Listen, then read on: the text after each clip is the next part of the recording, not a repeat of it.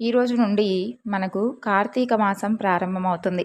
కార్తీక మాసంలో కార్తీక పురాణం ఎవరైతే వింటారో వారికి స్వామివారి యొక్క సంపూర్ణమైనటువంటి అనుగ్రహం లభిస్తుంది. కాబట్టి కార్తీక మాసంలో ఈ కథలను విని స్వామి యొక్క అనుగ్రహానికి పాత్రుడవుదాం. కార్తీక మాసం మొదటి అధ్యాయం. ఒకరోజు నైమిషారణ్యంలో శౌనకాది మహామునులు కలిసి తన గురువైనటువంటి సూత మహర్షితో ఇలా కోరారు. ఓ మహాత్మా, మీ ద్వారా మేము ఎన్నో పురాణ ఇతిహాసాలను వేదాంగాల రహస్యాలను మేము తెలుసుకున్నాము. కార్తీక మాసం మహత్యాన్ని కూడా వివరించండి. ఆ మాసం యొక్క పవిత్రత, కార్తీక పురాణ ఫలితాలను కూడా వివరించండి అని కోరుకుంటారు. అందుకు శౌనకాది మహామునుల యొక్క కోరికను మన్నించినటువంటి సూత మహర్షి ఇలా అంటాడు. ఓ మునిపుంగవులారా, ఒకప్పుడు ఇదే కోరికను త్రిలోక సంచారి అయినటువంటి నారద మహాముని బ్రహ్మదేవుణ్ణి కోరాడు. అప్పుడు బ్రహ్మదేవుడు అతనికి ఈ యొక్క పురాణ విశేషాలను వివరించారు.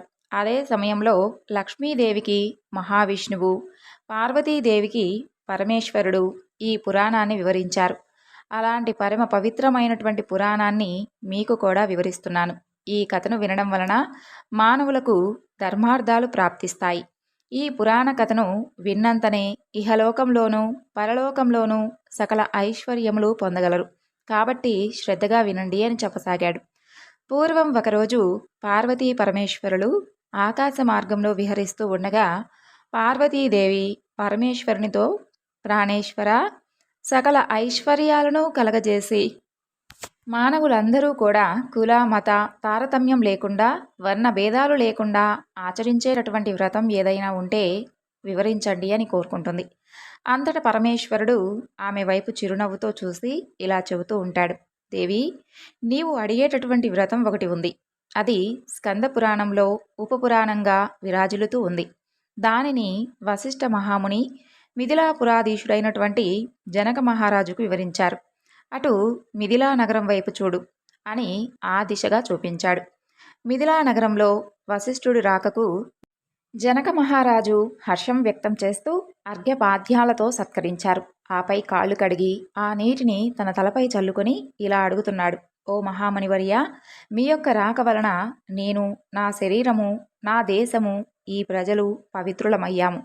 మీ యొక్క పాదధూళితో నా దేశం పవిత్రమైంది. మీరు ఇక్కడికి రావడానికి కారణం ఏమిటి అని కోరగా వశిష్ఠ మహాముని ఇలా చెబుతున్నాడు. జనక మహారాజా, నేను ఒక మహాయజ్ఞం చేయాలి అని నిర్ణయించుకున్నాను.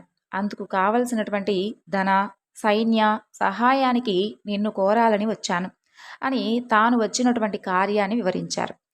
దానికి జనకుడు, మునిపుంగవ, అలాగే ఇస్తాను, స్వీకరించండి. కానీ ఎంతో కాలంగా నాకొక సందేహం ఉన్నది. మీలాంటి దైవజ్ఞులైనటువంటి వారిని అడిగి నాకు ఉన్నటువంటి సంశయం తీర్చుకోవాలి అని నేను ఎప్పటి నుండో అనుకుంటూ ఉండేవాడిని. నా అదృష్టం కొద్దీ ఇప్పుడు నాకు ఆ అవకాశం దొరికింది. ఏడాదిలోని మాసాలన్నిట్లో కార్తీక మాసమే ఎందుకు పరమ పవిత్రమైనది? ఈ యొక్క నెల గొప్పతనం ఏమిటి?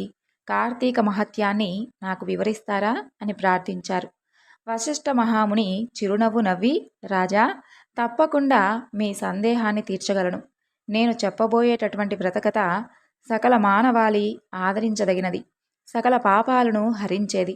ఈ కార్తీక మాసం హరిహర స్వరూపం.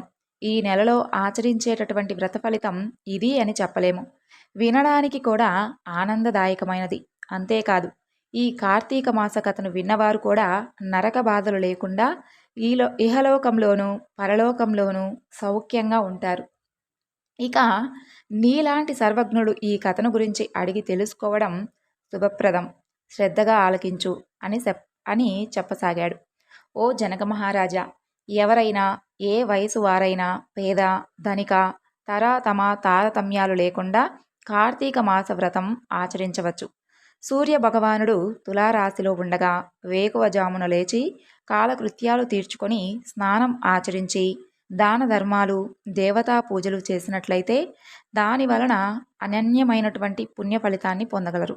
కార్తీక మాసం ప్రారంభం నుండి ఇలా చేస్తూ విష్ణు సహస్రనామార్చన, శివలింగార్చన ఇవన్నీ కూడా చేసుకుంటూ ఉండాలి. ముందుగా కార్తీక మాసానికి అధిదేవత అయినటువంటి దామోదరుడికి నమస్కారం చేయాలి. ఓ దామోదర, నేను చేసేటటువంటి కార్తీక మాస వ్రతానికి ఎలాంటి ఆటంకం రానియకుండా నన్ను కాపాడు అని ధ్యానించి అప్పుడు ప్రారంభించాలి అని వివరించారు.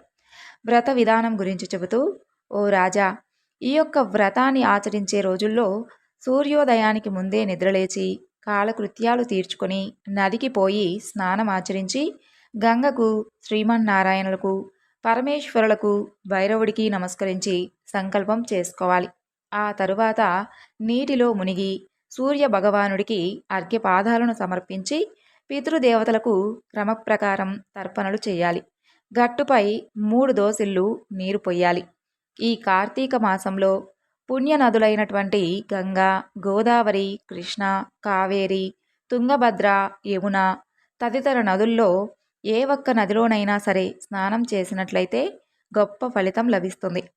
తడి బట్టలు విడిచిపెట్టి మడిబట్టలు కట్టుకొని శ్రీ మహావిష్ణువుకు ఇష్టమైనటువంటి పూలను తానే స్వయంగా కోసి తీసుకొని వచ్చి నిత్య ధూప దీప నైవేద్యాలతో భగవంతుణ్ణి పూజ చేయాలి.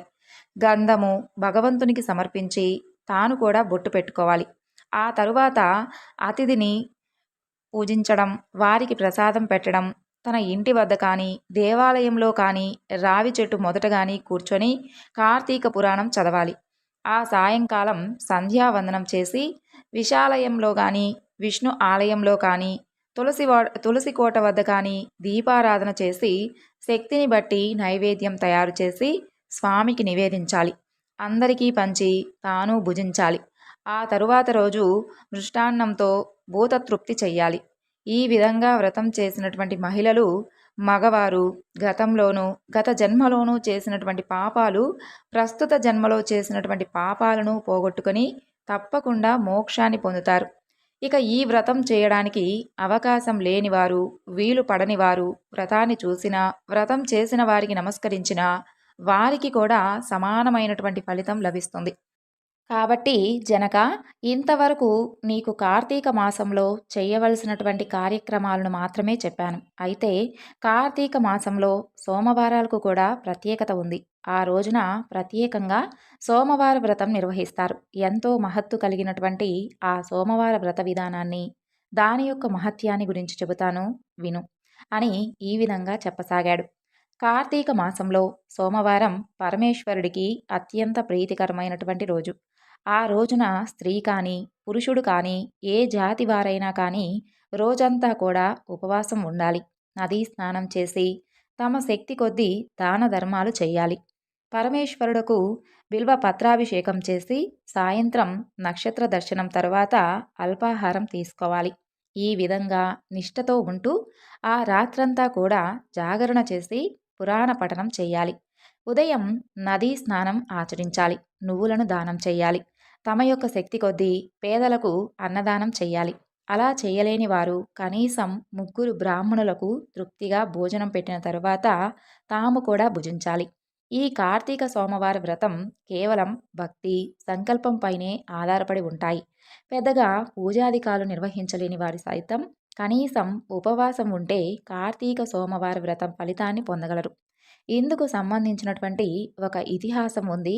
దాన్ని మీకు తెలియజేస్తాను, సావధానంగా విను అని ఈ విధంగా చెప్పసాగాడు. పూర్వకాలమున కాశ్మీర్లో ఒక బ్రాహ్మణుడు ఉండేవాడు. అతను పురోహిత వృత్తిని చేపట్టి తన యొక్క కుటుంబాన్ని పోషించేవాడు. అతనికి లేక లేక ఒక కూతురు పుడుతుంది. ఆమెకు స్వాతంత్ర నిష్ఠూరి అనేటటువంటి పేరు పెట్టారు.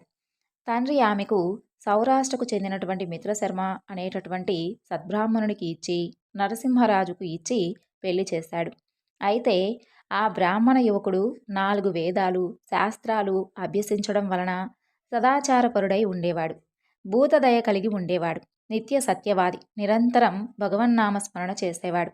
ఆ కారణాలతో ప్రజలందరూ కూడా అతన్ని అపరబ్రహ్మ అని పిలిచేవారు. ఇంతటి ఉత్తమ పురుషుడికి భార్య అయినటువంటి స్వాతంత్ర అందుకు భిన్నంగా ఉండేది. యవ్వన గర్వంతో కన్ను మిన్ను కానక పెద్దలను దూషించేది. అత్తమామలను భర్తను తిట్టడం, కొట్టడం, రక్కడం చేసేది. పురుష సాంగత్యంతో వ్యభిచారిణి అయి తన యొక్క ప్రియులు తెచ్చినటువంటి తినుబండారాలు, బట్టలు, పువ్వులు ధరించి దుష్టురాలై తిరగసాగింది. ఆమె తమ వంశాన్ని అప్రతిష్ట పాలు చేస్తూ ఉందని అత్తమామలు ఆమెను ఇంటి నుండి వెళ్ళగొట్టారు. అయితే శాంత స్వరూపుడైనటువంటి ఆమె భర్త మాత్రం ఆమెను యావగించుకోకుండా ఆమెతో కలిసే ఉండేవాడు. చుట్టుపక్కల వారందరూ కూడా ఆమెను కయ్యాలి అని యావగించుకుంటూ కర్కశ అనేటటువంటి పేరు పెట్టి ఎగతాళి చేసేవారు. ఇలా కొంతకాలం గడిచింది. ఆ తరువాత ఆమె ఒకనాటి రాత్రి తన భర్త గాఢ నిద్రలో ఉండగా ఒక బండరాయితో అతని తలపై కొట్టి చంపింది. ఆ మృతదేహాన్ని అతి రహస్యంగా దొడ్డిదారిన ఊరి చివరకు తీసుకుని వెళ్ళింది. అక్కడ ఉన్నటువంటి బావిలో మృతదేహాన్ని పడవేసి పైన చెత్తా చెదారంతో నింపింది. తనకు ఏమీ తెలియదన్నట్లుగా ఇంటికి తిరిగి వచ్చింది. తనకిక ఎదురు లేదని, అడ్డు అదుపు ఉండదని అహంకారం పెరిగి ఇష్టారాజ్యంగా తిరగసాగింది. తన యొక్క సౌందర్యాన్ని చూపి ఎందరినో క్రీగంటనే వశపరుచుకునేది. ఆ తరువాత విద్యపు నరసింహరాజు వారి యొక్క వ్రతాలను పాడు చేసి నానాజాతి పురుషులతో సంభోగిస్తూ వర్ణ సంకురాలయ్యింది.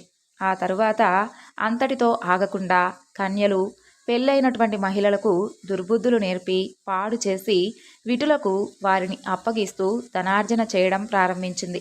ఆ తరువాత ఆమె యవ్వనం క్రమంగా నశించడం ఆరంభమైంది. వయసు పైపడసాగింది. చేసినటువంటి పాపాలకు గుర్తుగా శరీరంపై పుండ్లు ఏర్పడ్డాయి. వాటి నుండి చీము, రక్తం కారుతూ క్రమంగా కుష్ఠువ్యాధి బారిన పడింది. రోజురోజుకు ఆమె యొక్క శరీర పట్టుత్వం కృశించి కురూపిగా మారింది. యవ్వనంలో ఆమె కోసం వంతుల వారీగా ఎగబడేటటువంటి విటుల్లో ఒక్కరు కూడా ఇప్పుడు ఆమె వైపు కన్నెత్తి కూడా చూడడం లేదు. అలా కొంతకాలం ఆమె ప్రత్యక్ష నరకాన్ని చవిచూసి పురుగులు పడి చనిపోయింది. బతికి ఉన్నటువంటి రోజులు ఒక్క పురాణ శ్రవణమైనా చేయనటువంటి పాపి కావడంతో భయంకరంగా కనిపించేటటువంటి యమకింకరులు ఆమెను యముని ముందు హాజరుపరిచారు. చిత్రగుప్తుడు ఆమె యొక్క పాపపుణ్యాలను ఏకరువు పెట్టారు. పాపాలకు ఎర్రగా కాల్చినటువంటి ఇనుప స్తంభానికి కట్టాలని, విటులతో సుఖించినందుకు ఇనుప స్తంభాన్ని కౌగిలించుకోవాలని ఆదేశించారు. భర్తను బండరాతితో కొట్టి చంపినందుకు ఇనుప గదలతో ఆమెను మోదాలని యముడు ఆదేశించారు. పతివ్రతలను వ్యభిచారిణులుగా మార్చినందుకు సలసలా కాగేటటువంటి నూనెలో వేశారు. ఆ తరువాత తల్లిదండ్రులు, అత్తమామలకు అపకీర్తి తెచ్చినందుకు సీసం కరిగించి నోటిలోనూ చెవిలోనూ పోశారు. ఇనుప కడ్డీలు కాల్చి వాతలు పెట్టారు. చివరకు కుంభీ పాకంలో వేశారు. ఆమె చేసినటువంటి పాపాల ఫలితాలను ఆమె ఒక్కటే కాకుండా ఇటు 7 తరాలు అటు 7 తరాలు నరక బాధలు అనుభవించసాగారు. ఆ తరువాత ఆమె నీచ జన్మలు ఎత్తుతూ క్రిమి కీటకాలుగా పుట్టి చివరకు 15వ జన్మలో కళింగ దేశంలో ఒక కుక్కగా జన్మెత్తింది. కుక్క జన్మలో ఆమె ఆకలికి తట్టుకోలేక ఇంటింటికి తిరిగింది. కర్రతో కొట్టేవారు. ఆమెను కొడుతూ ఉంటే తిట్టేవాడు, తిడుతూ ఉండేవారు. పిల్లలు తరుముతూ ఉండేవారు. అయితే ఒక బ్రాహ్మణుడు మాత్రం కార్తీక సోమవార వ్రతం ఆచరించి ఉపవాసం ఉండి సాయంత్రం నక్షత్ర దర్శనం చేసి ఉపవాస విరమణ నిమిత్తం సిద్ధం చేసుకొని ఉన్నటువంటి అల్పాహారాన్ని అరుగుపై పెట్టి కాళ్ళు చేతులు కడుక్కునేందుకు వెళతాడు.